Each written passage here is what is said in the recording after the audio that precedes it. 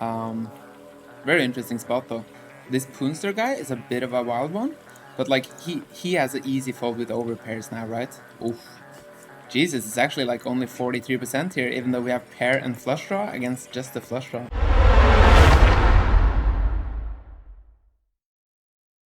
Going live here, we have one table running, and it's an NL5K table.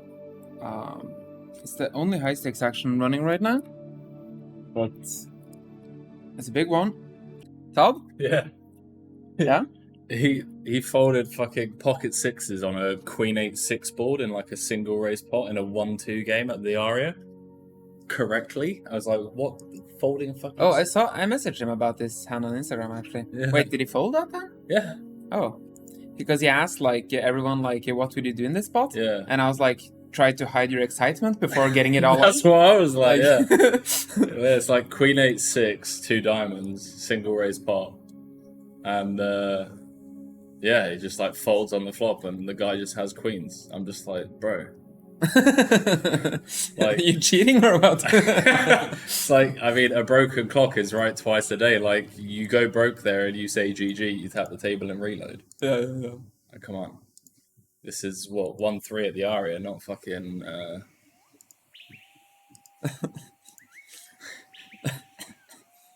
Oh, what a legend. That's funny. Okay, a little 3-bet Potsky here. Good flop for both ranges. I think it's gonna be better for my range, given that I 3-bet a bunch of like suited broadways and stuff. He's gonna have like some smaller pairs that I'm not gonna have. So I'm not sure actually how we play this spot. If it's one of those, could be that we just use B50 actually when it's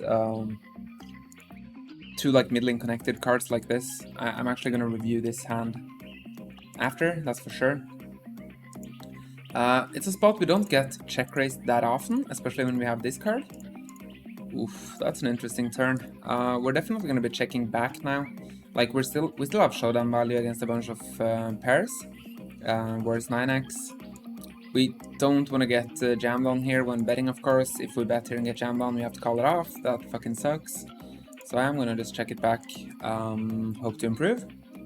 In terms of what rivers we want to hero, okay, that's we're not gonna have to hero anymore. Unless he jams, then it's actually a hero, because then it's wrapping us straight.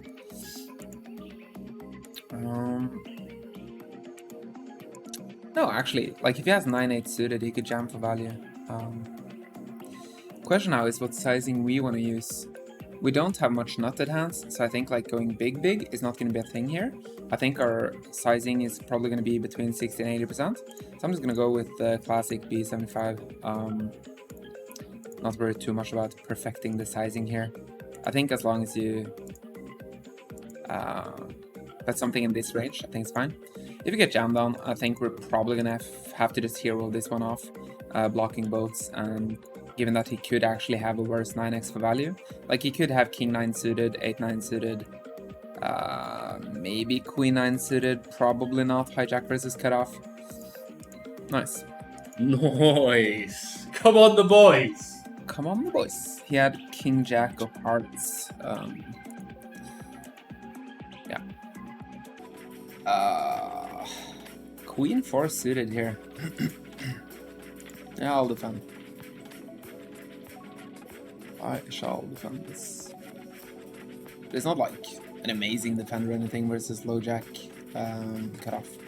Very good flop though. Very good flop, flopping middle pair and flush draw. I've studied three-way spots a bit, and I think this is one of those spots where we don't really play a raising range. Like as the middle player in the big blind here, I think we just get to play call. There are a bunch of spots like this, and especially when you're in the middle and you're in the big blind, so you have like by far the weakest range and you have one player left to act. You have to be quite passive in those spots, and sometimes you just like you're not allowed to play raise at all. This is very interesting.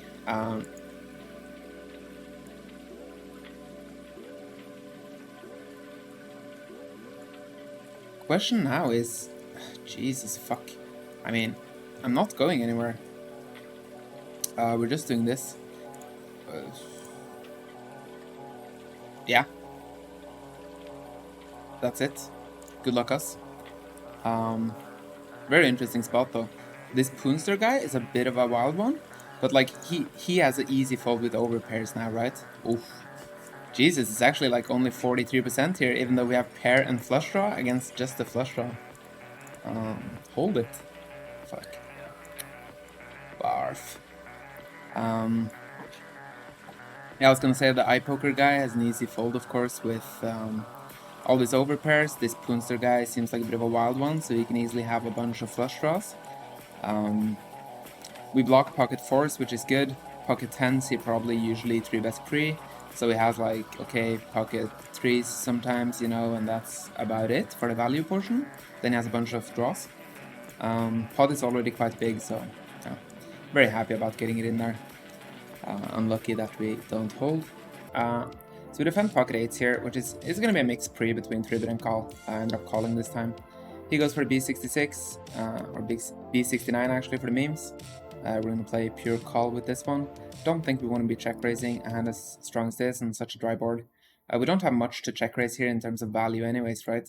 We don't defend 8 deuce, we don't defend 4 deuce, 8-4. We don't flop many 2 pairs here at all. We flop some sets, sure, but I think this hand is just like a very good hand to check call to protect the weaker parts of our range that we're check calling. Also, of course, like check raising this, we're blocking his value stuff. Yeah, I think we go block river probably.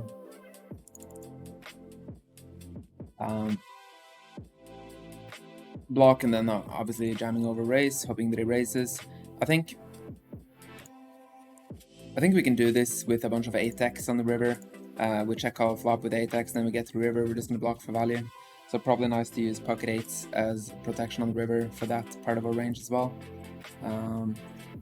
Interesting hand. I'm going to review that one after as well. Open this one up. Nice here, Stars accounts is a UK one. Don't you think of changing it since the UK accounts have quite a few limitations?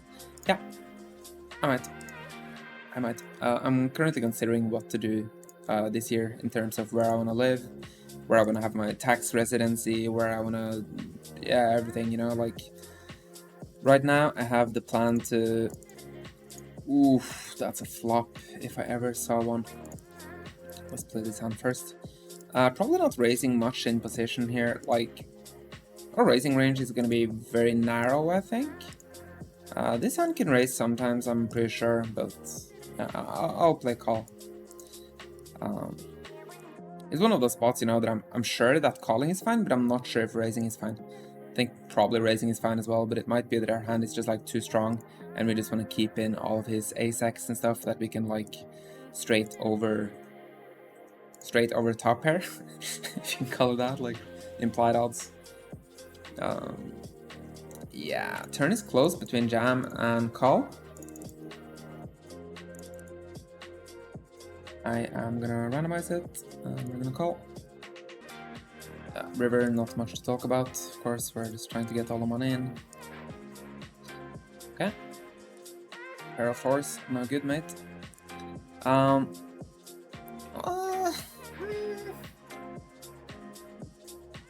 Seems pretty out of line from him. Great. Okay, I'm gonna wrap it up here with the playing part, and we're gonna fire up some solvers and see how bad we are at poker. So first pot is 3-bet hijack versus cutoff versus hijack.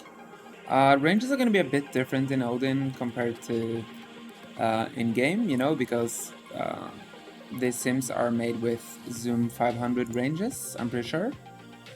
But we use what we have, and then we'll see. So I 3-bet, he calls 10 of hearts, 9 of spades, 10 of hearts, 10 of hearts, 9 of spades, deuce of clubs. Yeah, let's have a look. I did shut down my poker stars and my GG, yeah. Just make sure we don't get fucking banned for RTA. So we see ranges here. The right side is my tree-betting range, of course, the one here, and this is his flatting range. So he's lacking a lot of the best stuff, like he's lacking pretty much all of the pairs. His flatting range is pretty tight overall, like he doesn't play much flat here. He has like one hand that really wants to flatten as ace-queen suited, and then he has a bunch of mixing, right? We have all the best hands, we have like 10s plus pure, and then some of the weaker stuff as 3-bet bluffs, like the 6-5 suited, ace-4 suited, ace-5 suited, ace-9 suited, making it in there in some frequency but not full. So let's see. In-game, I decided I was going to play range b25, but I'm not sure if that's... Oh, actually I played half pot. Yeah, I was considering if I should play like range b25 here, or if I should do bigger size. Yeah, okay, let's have a look what Odin wants to do. So we can look at equities first. I think that's quite relevant to see what's going on. So we can press this equity tab and we see... Why is nothing happening? There we go. So it's actually 50-50 in equity here.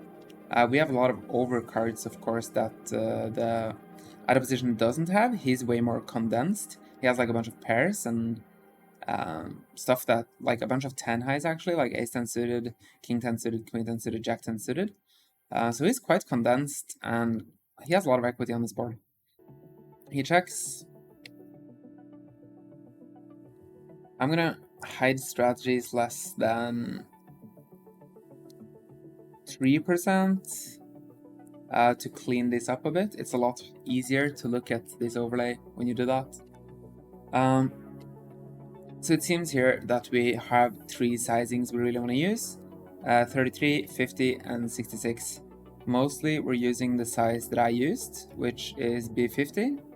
And we can see that ace-9 of clubs is 40% check, 35% small size, and 20% half pot, as I did. So our specific hand doesn't really love going half pot.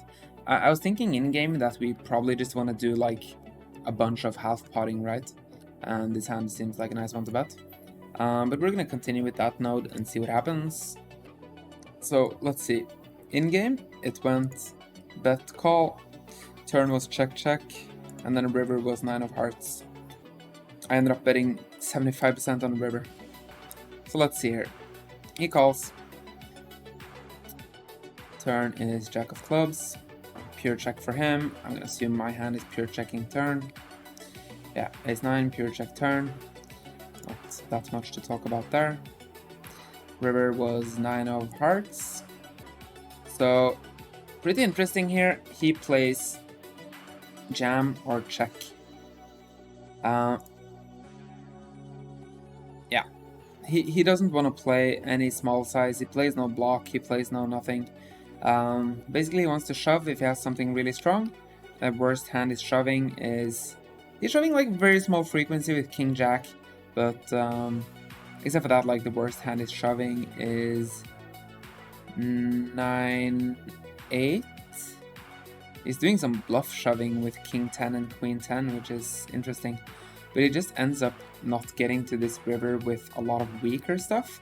Sure, he has like some pairs, like very low frequency 5s, 4s, and 3s, and 7s and 8s, but he actually wants to use these ones instead because they block more relevant stuff.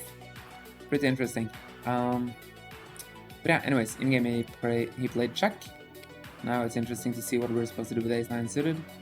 So we have 2 sizings in the sim, B66 and B80, which are getting used. And our hand can do whatever the fuck it wants, basically, between those, mixing between B66 and B75, or B80. In-game I went B75, which seems perfectly fine. We don't really need to check what he's supposed to do, because he had king jack, so he's for sure just gonna press call, right? Yeah, he just presses pure call. So, yeah, not too interesting, the river spot. Next hand.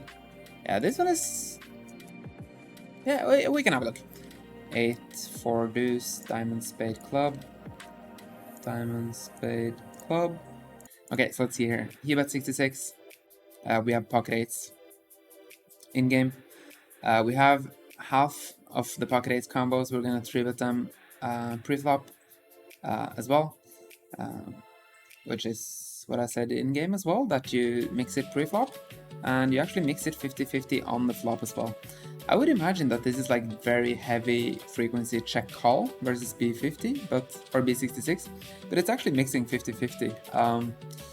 But yeah, anyways, we call. Let's see what happens. Turn was deuce of diamonds, and river was 10 of diamonds. So, turn was deuce of diamonds. Do we play any leads here? I kind of doubt it on the deuce. On a 4, I'm sure we will. Okay, actually we do play some leads on the deuce as well. Not much, but 16% of the time we would lead here. Our combo actually likes leading a lot on the turn here for the small sizing. We didn't though, we went for the check. Yeah, he's supposed to use a bunch of different sizings on the turn, everything from B66 to 150. No small betting for him on the turn, I think that makes a lot of sense. River was the 10 of diamonds. Now the question is, what do we do with pocket 8s here? I went for a block in-game. Might be that I butchered it, we'll see.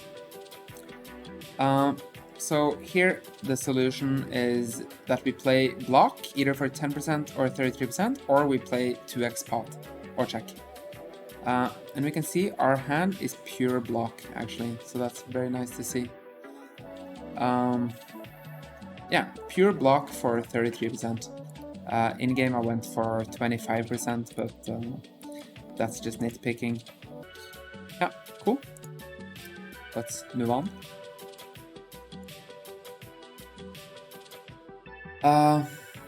Yeah, so this hand we stacked this guy. He 3-bet small blind versus hijack with ace 4 of diamonds and then just piled. Or he bets flop, bets turn, jumps river. I didn't really like his play. We can have a look. King, 10 of hearts. Oh. Yeah.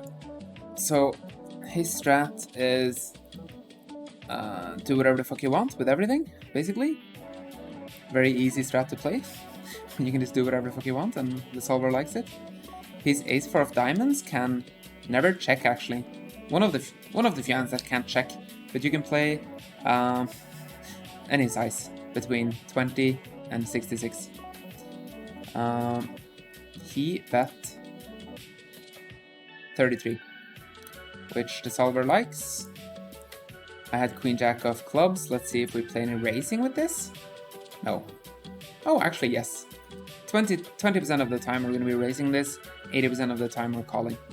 I remember saying in game that I don't think we want to be raising much on this board. And that is the case indeed. We raise 8% of the time.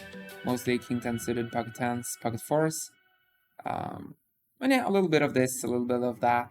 But yeah, we call turn 6 of clubs. He bets 75% on the turn.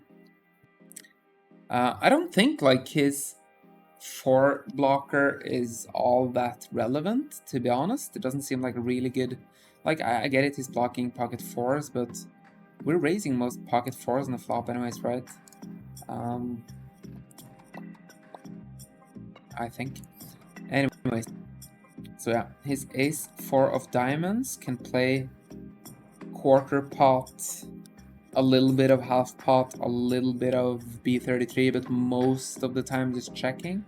In game he went for the B75, which we can see that it's not really a thing with any hand in his range. On the flush completer on the turn here, let's look at equities first of all. Okay, it's 50-50 in equity. But my range here is going to be, I don't want to say a bit more polar, but we're going to have less of the ace-king, we're going to have less aces, less kings, but we're going to have relatively more flushes than him, I'm pretty sure. Which is why he doesn't really love the idea of betting huge here, I think. He does bet though, so we're going to go ahead with the B50 node and see how that looks. We are never raising with the queen jack of clubs here. We're playing some jams on the turn, but not with flushes really. Only jamming king 6, pocket 10s, king 10, pocket 5s with a club, and pocket 3s with a club are actually the bluffs that we're using. That's really interesting. So we have basically 2 hands that want to bluff here, and it's fucking pocket 5s and pocket 3s with a club. I think most people, like in game, they would rather just blast off with a hand like this, you know? They would take ace queen with a club and just jam that instead. Reality is that we don't have many 1 club hands here, right? And ace queen is a bit too strong, essentially. Very interesting though. Very interesting that, like, I think I would also play, I would not play this hand correctly. I would also jam with some ace queen with a club here, and I would probably just call, maybe even fold with 5s and 3s. So yeah, I would be playing this one not too good. But I had queen jack of clubs, and we managed to find the call with that one. So that is good. River was queen of hearts. Let's see if his ace 4 of diamonds is ever supposed to blast off. No, it's not. He can bluff 10% pot sometimes. Interesting strat. Guess he's folding out pocket 5s. Maybe some other things. But yeah, we can see he doesn't get here with many combos as played on River. It's kind of hard to look at this strat the way it looks right now. But yeah, that was the really only thing I wanted to see, like, what happens here. But yeah, kind of hard to look at it as it is now. So let's move on. Not gonna bother opening it in some other solver. Anyways, follow us on socials if you want to see when we're going live. We have a YouTube channel where we're actually putting out some cool content at the moment. Have some poker educational content that I'm making. Henry just released his latest podcast with Berkey. It's a long one, but it's apparently a very good one. A lot of nuggets in there. I'm probably going to watch it myself tonight or tomorrow. So yeah, go check that out. I'm going to wrap up the stream. Thanks for hanging out. Have a good weekend. See you. Peace.